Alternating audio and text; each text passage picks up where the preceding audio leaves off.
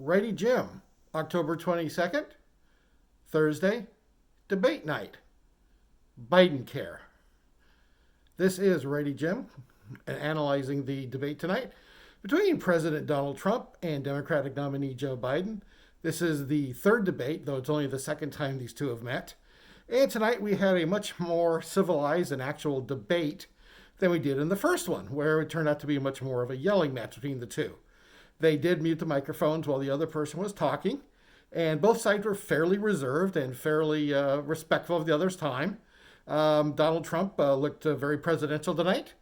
Joe Biden sometimes looked like he was going to doze off and a little sleepy, but he did fairly well.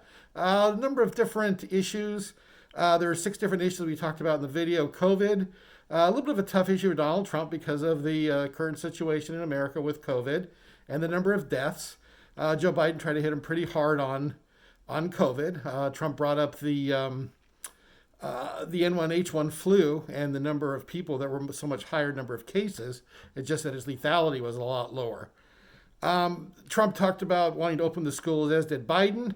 Biden, though, wanted more money for everybody to open up their businesses so they can do that again before they can start running their businesses. Biden was kind of contradictory in the fact that he's complaining about Trump not doing enough.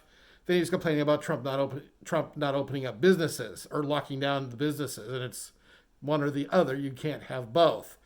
Moved on to another topic of the race in America was one of the topics that came up that the moderator had. Again, both sides have their various talking points. One of the things that came out of tonight's debate, I would have to say, is not a lot of new material was covered. There was quite a bit of talking points for each side. Donald Trump was very proficient about repeating his points to make sure that he got them across to people and they paid attention. Joe Biden sometimes went off the rails when they talked about health care. He started talking about Bidencare. He was going to create his own plan based upon, I guess, Obamacare or something, a variation of that. It was kind of unclear. He claimed like 180 million Americans were going to lose their insurance or something. So I was quite unsure about that. Talked about the inability to afford community college. As far as I know, most states' community college is free. He talked about he has a thing for the kitchen table. Talk about not having people there that unfortunately passed away from COVID and being able to reach over and touch someone who wasn't there anymore. So he's trying to hit the old the old homestead, the old families thing. Talked about the DACA on immigration policy. And he claimed that 20,000 of the DACA kids are now first responders, which would be kind of interesting of how 20,000 people that aren't legally in this country were able to get union jobs. Then he also talked about them deserving a $15 an hour living wage. And I'm fairly sure that every police officer and firefighter, who almost all of them are in unions in America, make well over $15 an hour. I know in Los Angeles, starting wage for police officers is about $62,000, which is about double $15 an hour. So I'm not sure where that came from for Joe Biden. The subject of climate change came up. Trump talked about his ideas. Seemed a little bit less on the dismissive side of climate change, and I was willing to kind of accept more things.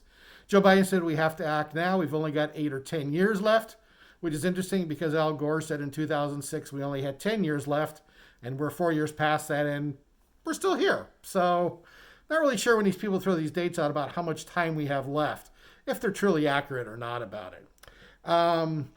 Then Joe Biden talked also about reducing, he wanted us to have net zero emissions by 2025, and then 2035, and then 2050. So I'm not sure exactly which one of those dates Joe was shooting for. And then also talked about the immigration policy with the children in cages and the children that have been displaced because of immigration policy, where when minor children come across, they are basically separated from their parents because they have no way of proving they're their parents. And they do not want the possibility that these are being trafficked children or abused children. It's been known that people will pick up children along the way because they will get preferential treatment when they come to the border. So they basically separate them out. They also talked about Trump was hitting on Biden because Biden was pushing the narrative of Donald Trump's the one that puts children in cages, when actually it was a policy started in 2014 under the Obama administration. And Trump kept hitting Joe on Joe who built the cages, Joe who built the cages, and Joe Biden wouldn't answer. So all in all, a much more civil debate, a much more interesting debate. Whether it's going to change any minds or not, hard to say. You're talking about the very, very few people that are undecided at this point, which number has got to be pretty small. It's got to be less than 5%, I would think. And when you say undecided, does that necessarily mean that they don't have a candidate, or they're just deciding if they really, really want to support that candidate? So, righty, Jim, have a good day.